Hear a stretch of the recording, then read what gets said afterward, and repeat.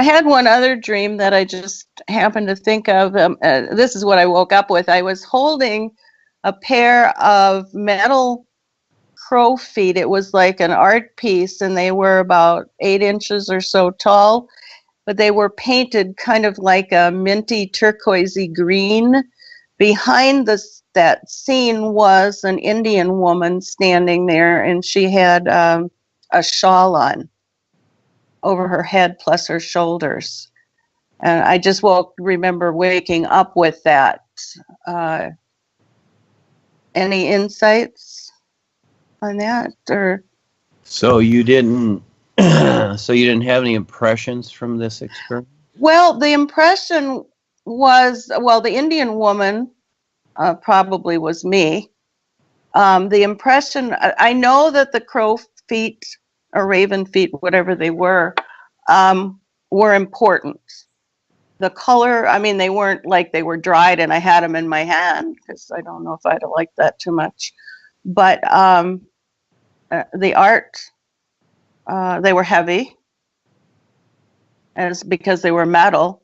I just kind of thought they might have come from a past life. I don't know what other connections I had. I do remember being Sioux, but I was male in that lifetime. This was a female. It's not to say I wasn't, with another tribe as a female, but I think they're important. Crow is important in Indian symbology, American Indian symbology, but I'm not sure how it exactly relates to my situation now. Well, we all have experiences. It's a variety. So, and again, it's about our intent. So these things appear just like, when you drive down the street, you see all this stuff.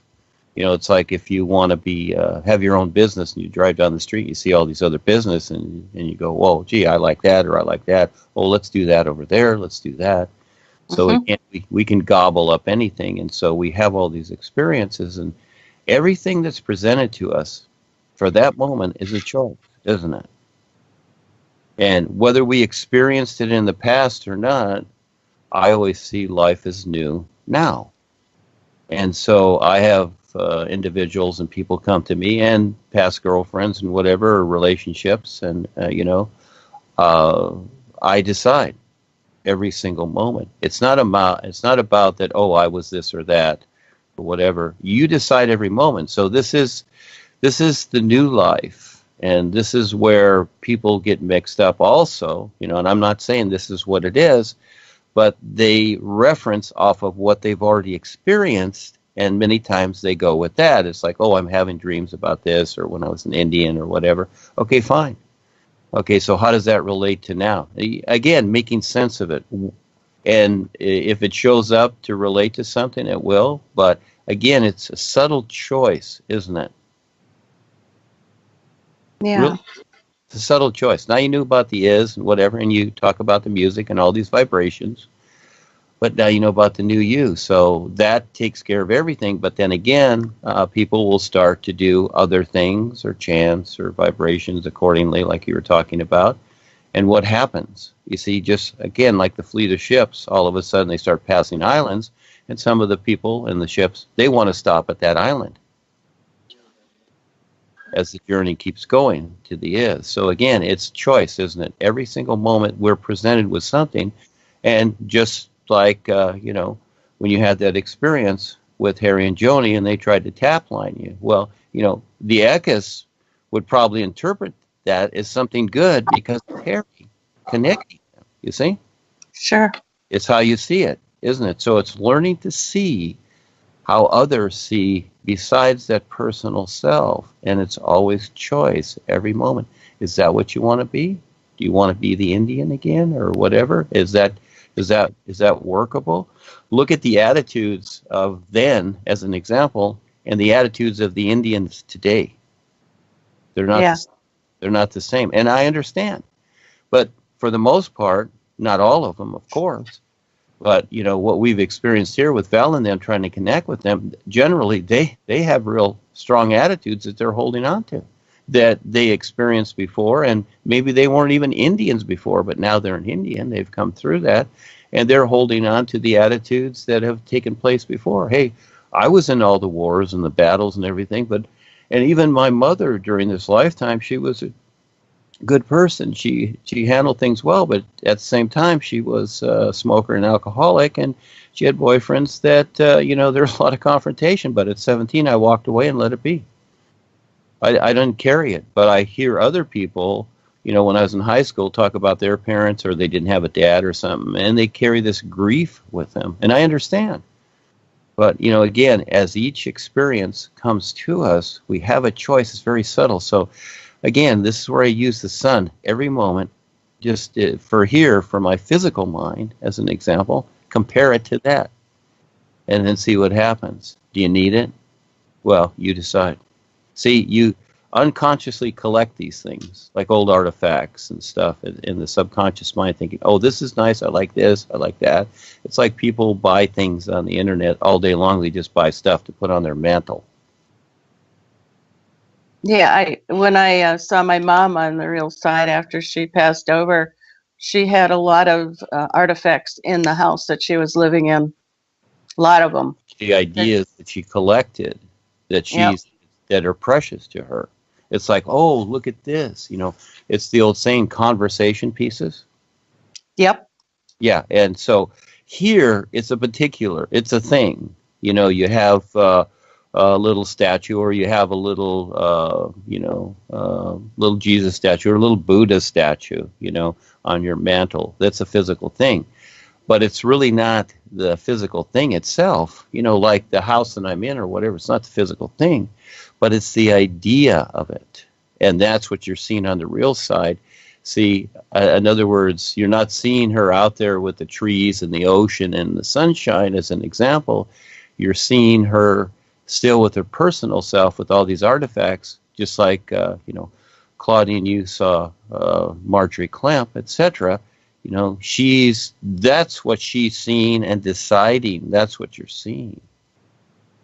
And those are ideas within her ideas in her personal self. And the house represents that. It always represents the personal self. Okay. Yeah, because we create that here. So that's why many times on the real side you're in a house or whatever. And that's fine. You go in and out of that. But it's how you relate to that. So here comes the bigger picture. And this is what most of the world can't see, is the isness life is. And how do you relate to that? You know? And so it's a lot. And so this is where I constantly write whatever. I give different views because it's endless views with the isness. But they're not ideas, they're views. And you decide how to see it. That's the fun part. For sure. For sure. One thing, huh? Hello? Go ahead. Can I share some experiences? Bob? I can't hear. Can you hear me? Yeah, now I can. Yeah, Pearce from England. I'd like to share some real side experiences. That's okay. Okay. It was Anton's channel what I seen it on, and then obviously I seen it on Kelsey's. I started seeing the new you, and yeah, it changes you drastically, dramatically. It's fantastic. It's very real. Nothing else like it. It's wonderful. It's like I like to say what Dwayne calls it. It's wonderful. It changes you. It gives you a different view. It's awesome. It's wonderful. And I've had some fantastic experiences, real side experiences. I was listening to I was a believer in that law. Well, I shouldn't say believer. Obviously, before I was listening to Dwayne. I was listening to a lot of stuff over the years. Been researching for years since my childhood, since my very first experience, and I was into that law of attraction at the time. At the time, I discovered the new presentation, and well, obviously I was singing the New Year, and I was singing it like every night and that. And I was listening, and I got in touch with Chris Courage, is it? And he says, "I'll just bear with it, stay with it. It's you have to be patient." So I was patient, and I eventually had a real side experiences one night. It was fantastic. Never had anything like it. It was I was practicing these law of attraction. I was always watching these like videos where it's supposed to sink in subliminally and that on YouTube, and just doing silly stuff, writing stuff down, putting a glass of water on it, putting your energy into that water, a certain colour. I was doing all that, and I had this experience, and it was weird because it said synchronicity, and it was awesome. And what it was, I was watching it, and it was me, and it was in this house, this mega mansion in Hollywood Hills or something. And I've seen it on YouTube. It's worth like, I don't know, the most expensive house or something. It's a fantastic house. It's unbelievable. Well, from that, from the material aspect. And I was in this, in my real side experiences, I was with one of the guides. I'm not 100%, but I'm pretty sure it was Rebisar, because it was the first experience I had.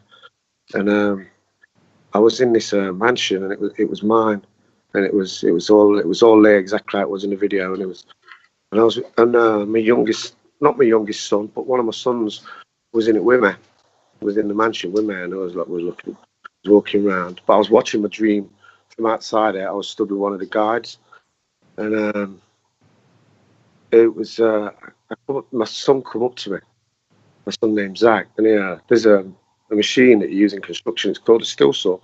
It's concrete and that. They got diamond blades on and that.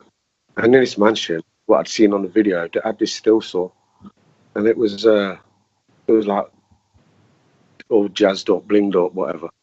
And my son comes up to me with his still saw, and he just said, I think it was 3 words, something like that. Just cut it, and that was it. That was the experience, and it was basically. And then like a week later, I tuned into Kelsey's channel, and I seen a video that she'd put on there, and it was about Charles talking to Dwayne about the law of attraction and everything, and just I think it was nearly a 2-hour video, so it was a great video. And and it was just that, and I just thought, well, yeah, and basically that's what was showing me in my experience. Obviously I think from what I've heard, the guides can come as members of your family and like loved ones and friends and stuff, people you know. So I actually think it was one of the guides come as my son and just telling me to cut my attachment to it, if you know what I mean. Mm-hmm. Yeah, and it was fantastic. And then after that, I had another one, and I think this was definitely with Rebisar, definitely. And I asked that night before I went to sleep, before I sang the New Year. I asked, well, I want to know what's real. And I went to this place, and I was with him, and I was him again. I was watching it from the outside, like I was looking on a TV, but not a TV. I was actually in the dream, stood at the side of it. It was unbelievable. It was fantastic, and there was no talking. But the guide, it was this big, massive stone table. But then it was surrounded by the most beautiful nature I've ever seen in my life, in my experience, and it was just unbelievable. And there was this big stone table, and on the table there was a tablet, like what Moses, isn't it? Who had the 10 Commandments in it on that tablet? No, Sure. that was was it Moses, isn't it? They brought them down from the mountain, and there was a big tablet on this stone table, and I don't know if the tablet was either like a metal or made of stone, but it was covered in all these symbols, and at the very top of the tablet, and it was just like at the film, and it's just like he's got his tablet, and it is on the table, and he's like pointing, very direct, and it was just the letters I and S, and it was just that was another unbelievable one. I woke up and I basically shot up. Well, in the morning, it's like the new you, it just it's what, like Dwayne says, it's wonderful. It just changes so much. I tell everyone, tell my whole family, I got a big family. My dad, he's an altar boy. They were all Roman Catholics, and tell them. And my dad sings the New Year. He's like 80 now. He says it just makes him feel better. But he's like in the God Squad. I tell him that, and because I got like 10 kids, but I got 7 in the house, the youngest ones. Well, the youngest one, she told me, she says, crazy. She said she had an experience where she seen me, and I was on my bed, but I was telling the whole world about the new you. It was fantastic. It was fantastic. That was my youngest daughter, Fluffhair, we call her. I've had another one. I've been watching these Planet X videos, and I've been watching them for a few years, and it was an awesome one. It was in the house, and I was like, it was 1:30 in the morning. In my experience, and it was it's supposed to be dark, but it was daylight. It was like daylight, but it was like grey skies, like they all like chemtrailed up and all that. And it was it was like an eclipse, but on the sun, and I don't know if it was the sun, and it was half on, and my wife was sitting on the bed, and I was saying, babe, look at this, and she was saying, yeah, watching telly.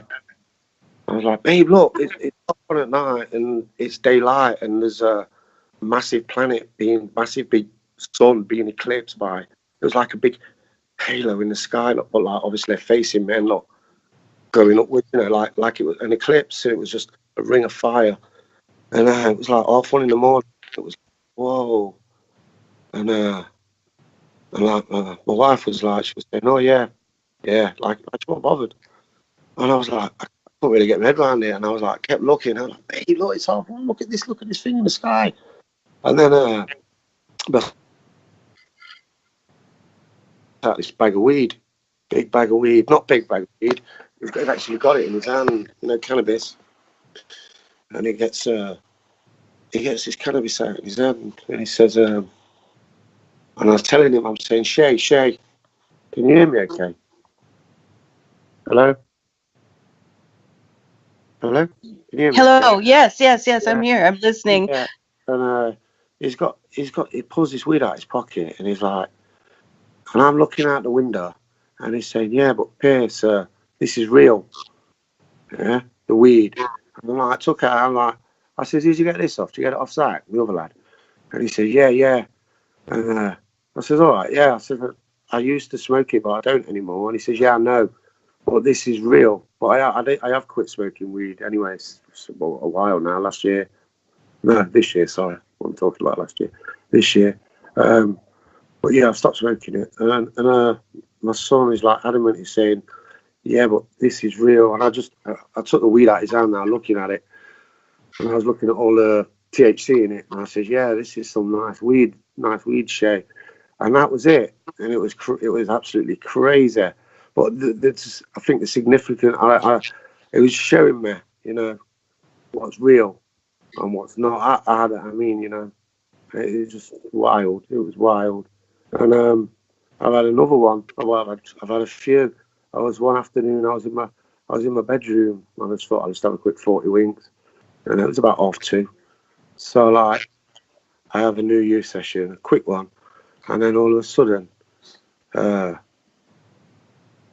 see Rebisar's face in front of me, just like how he is on the on the pictures, and I was smiling, and I don't know how you imagine like a vortex or something, or like say like the Millennium Falcon on the film Star Wars, when it's like going through hyperspace and everything's dead fast around the machine, and it's like his head went like that, and it was all pixelated. It went all pixelated. His head did, and it like went through this time like or whatever, time warp or time warp, and it come out the other side, and it was like animated like cartoon. and then it went down, and then it went pixelated again, and then it come back, and then it went to his face, and it was all smiling, and that was it. It was over as quick as soon as it started. I like come out of it. Then I just kind of woke up, and I thought, whoa, it was awesome. And another time, about 3 days after that, I thought I have 40 wings, and I had a new you in the bedroom, and like. And I told my mate about this and all, and he had this exact same experience. And it was like I can't say it. It's like it was only like an illustration, but it was like blue waves in my bedroom, all over the bedroom. It was like blue waves, and it was like I become part of the blue waves. It was awesome. It was absolutely. It's just something else. It's just wonderful. It gives you.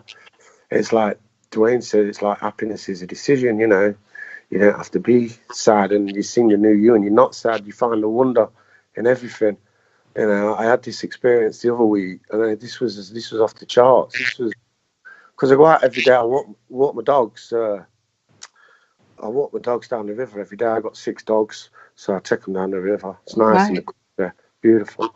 But this was in the summertime, and I only had 4. I've only got 4 dogs this time, but I took them into my field just across the way from my house. And there was no wind, there was no nothing. There was just silence in the field. It was about 9:20 on a Saturday morning. Well, the time's not, it don't matter what time. But it was, you ever seen like a plant in a fish tank? Because my dad used to keep a fish tank, and he had this I think it's called an enema, and it's just like, or any kind of plant, it just like goes with a, it's like it's got a kind of it moves. You mean like an anemone? Yeah, that's anemone. Yeah. Like, just the way that moves. But like I come through I come through the jitty way, and I was walking, and I was just singing. I was singing because I always sing the new you when I'm with my dogs, and I get to get the connection to nature and all life, because animals are wonderful life. They live in the moment proper. It's all about, the moment with them. So it's like, and I like to get out there and recognise, like what Dwayne said, recognition's key, recognition's all.